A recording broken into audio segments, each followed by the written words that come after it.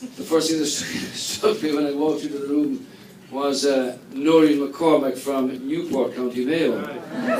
So you can't get lost in anywhere around the world these days without meeting Irish or the Irish. Let me just say it's really a great privilege to be here as Taoiseach of our country.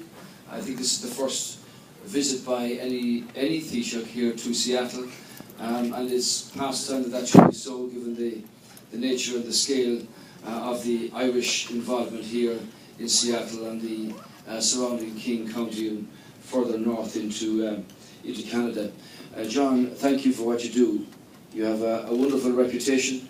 You're a great man. You devote so much time and energy to the cause of Seattle, the cause of Irish Seattle, and the connections with Ireland, and we value that greatly indeed, and thank you very much.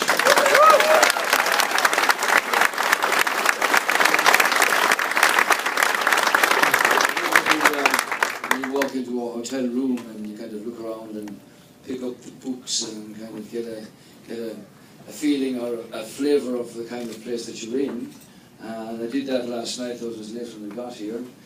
But there's a little quotation here from Robert Pyle of writing in Wintergreen 1986. He said about Seattle, "It is a soft green place where rain rules and mildness moderates the proceedings." So in that sense, I feel very much at home. From the western side of from the eastern side of the Atlantic to you, the western side of Ireland, and here in Seattle, we know all about that. And I'm now going to tell you what my famous story, of course, is.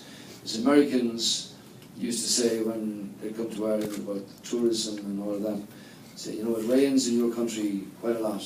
And I put up with this for so long that I developed my own line. I said, look, that's true, but it's different. First of all, it's acid-free. Secondly, it's good for your complexion.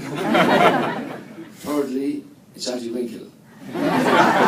Sometimes you hear them say, what did that man say about wrinkles? In any event, I want you to know and understand that we have a shared experience, if you like, on rain and water. We are united by trade and commerce, $6 billion worth, in fact, which is an extraordinary connection from Ireland to the west coast of America. Between 2008 and 2011, Ireland purchased almost $6,000 million worth of goods from Washington State between those years, making Ireland one of this state's largest export destinations.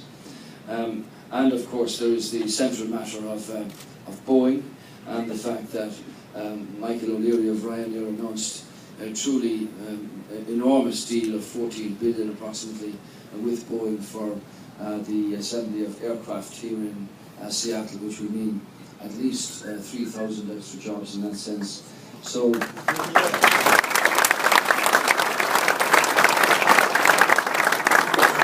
the level of that sort of energy and trade between Ireland and Washington State means that at least 10,000 jobs in Washington State are dependent upon Irish companies.